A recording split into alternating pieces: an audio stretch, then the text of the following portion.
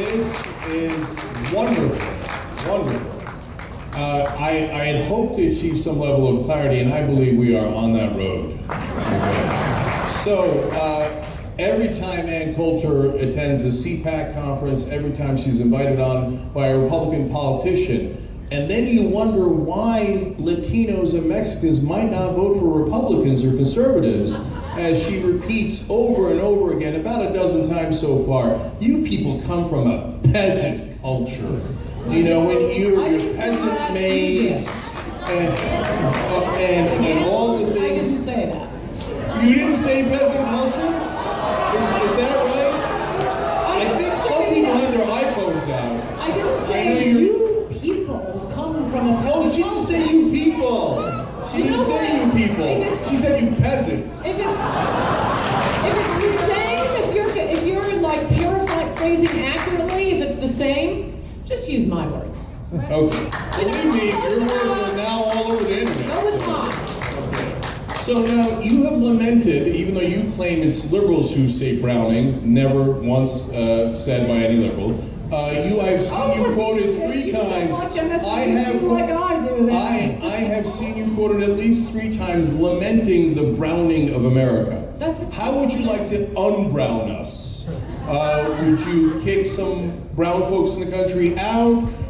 Would you want to just celebrate whiteness more? What would you like to do as you lament the brownness of the country? Immigration is a policy we don't have to have. Any government policy ought to be used to serve the people already living here, all the people already living here. That is not the way our immigration policy is being used. It is being used, and I really don't understand whatever side of the spectrum you're on. Unless you are a billionaire who really needs a lot of cheap labor, immigration is a net loss to you. This is what is driving income inequality in this country. This is what is. No, it's not the bankers. No, it's not the tax cuts for the rich that she pushes. It's not the tax cuts, and it's not all the billions of trillions of dollars given to the bankers. That's not pushing income inequality. It's the most powerless people in the country that have somehow captured the power and are driving income inequality by being so poor. They are powerless, which is why these bankers and the powerful are bringing in immigrants to compete for their housekeeper's job, not for their job. How about we bring in immigrants? Yeah, it's the maids that are so powerful in this country and creating income inequality. That's exactly what I'm saying. They have no. I know, that is exactly what you're saying. And it's amazing to me that you don't see how preposterous it sounds. Like, oh, the maids, what they've done to this country. Cleaning here and there. Wow, so that was starting to get a little contentious over there, but Cenk the Jank was utilizing a very useful debate tactic, which is kind of, I guess you could say, not too kosher, but listen, everybody does it. Take the other person's words, change them around a little bit, or basically say, oh, in other words, this is what you were saying, and basically try to say a little bit of the opposite of what that person was actually saying. And Ann is trying to basically tell Cenk, wait a minute. Okay, look, if you're going to go ahead and let me speak, let me speak. But if you don't want to and you want to go ahead and put words in my mouth, be my guest. And when Cenk was saying that you don't understand how preposterous it sounds, what you're saying is, I think that people ought to take a look at what Cenk the Jank is saying. That's what sounds preposterous when Ann is saying, yeah, it is the bankers. It is the plutocrats. It is the aristocrats. It is the people at the top, the CEOs in big business that are bringing in thousands upon thousands, or at least want to bring in, or have policies that allow for unfettered immigration to come through because it cheapens the labor source. Absolutely true. And what power do, the maids have? What power do the house cleaners have? What power do the gardeners have? What power do the people that are in those types of custodial type jobs, retail type jobs, what power do they have? They don't. As Ann was saying, they're not bringing in bankers to compete with bankers' jobs or financial advisors to compete with financial advisors' jobs. That's not what they're doing. It's always the people on the bottom rung of the economic ladder. Folks, we're going to continue with this debate, but before we do so, just want to let you know you're watching the Dr. Nasir Shaikh Show. I'm your host, Dr. Nasir, and we welcome all of you here, where I basically give you my political prescription from my political perspective as to what's going on when culture, science, media, education, Hollywood, religion, and politics collide and come together. Let's get more of the debate and see what Cenk the Cenk and Ann have to say. Like, oh, the maze, what they've done to this country. Bleeding here and there. Do you need me here for this? Because I think you're just going to mischaracterize everything I say and I'll be halfway through it. Look, it is the poorest who have I like this again down to 3 to 4 people clapping. It weren't 3 to 4 people clapping. There's a huge percentage of the audience now that was clapping in terms of what Ann was saying. So I think, again, Cenk the Cenk, come on now. getting it down to 3 or 4 words out. It is the poorest people who are having immigrants come in to compete for their jobs. They are not competing for the bankers' jobs.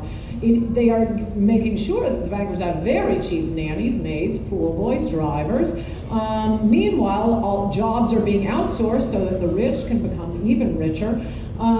But we have our own poor people, we have our own middle class people. They're the ones, I think, an immigration policy should be geared to helping. And you're not helping people by pretending the laws of supply and demand don't work when it comes to bringing in workers who are going to compete only with our poorest Americans. Actually, it's moving up into our middle class Americans with the H-1B visas. So true. So and true. Computer programmers who their jobs are being taken too. No, it's the very rich who are benefiting from this dump of cheap labor on the country that also happens to be changing the culture.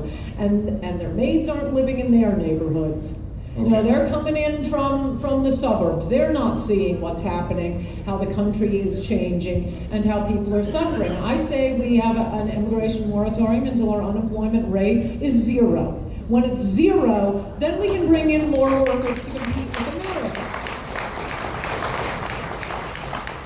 A fairly nice size part of the crowd gave some claps there. I mean, you could tell when there's only like a few people clapping, and then you can tell when you've got, you know, a pretty decent size amount basically liking the fact that Ann is saying, you know what, moratorium, just until we get, you know, down to, she says 0% employment. Okay, fine. But you know what, that's a number that we can, negotiate or debate about. But there were people in the audience there that supposedly are on Cenk the Cenk side, but they're clapping for Ann on this.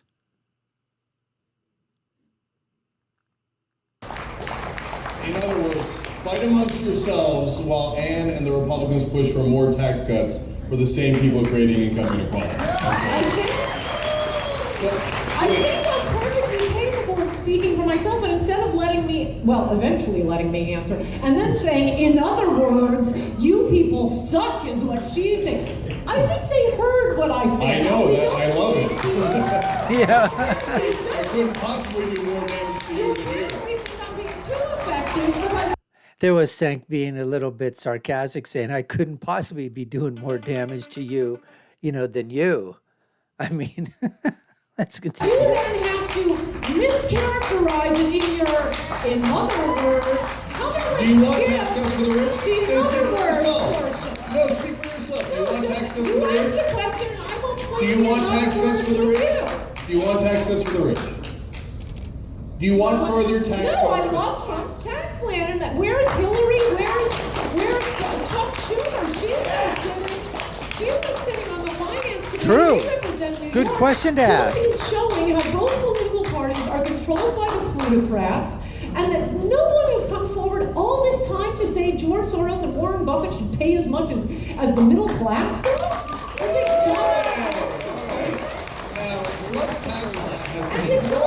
Donald Trump to say. All right. Look, again, Politicon working. Trump's tax plan has enormous problems and is giant giveaways for the rich, but she is right that on hedge funds, private equity guys, if you'd like to raise their taxes, we're going to get a deal. I would love to do And why that. hasn't the Republican or especially Democratic Party, which is really beholden to the left on this, they're the ones who get the Wall Street money. Obama got more than anybody else. In 2008, not in 2012. Wrong.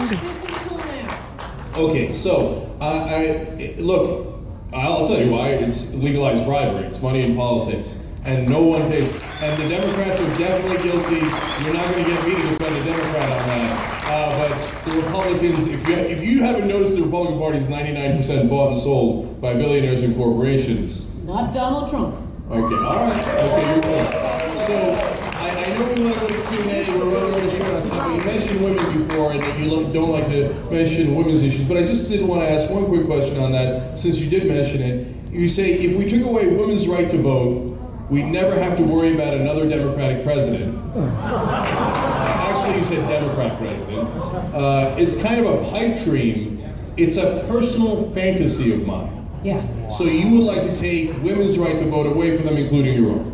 I think it was a rash experiment, and I'm not sure it worked out, this women's suffrage business. Another hyperbole, or like the nukes you kind of mean? Oh no, I told you that. Oh, you mean it? Okay. Once again, we have achieved clarity. All the women in the room, she would like to take your right to vote away. Don't worry, I'm giving up my vote too, but we all give it up. You vote per household. All right. Okay, clarity. I love the clarity. Okay. I didn't put words in your mouth there, right?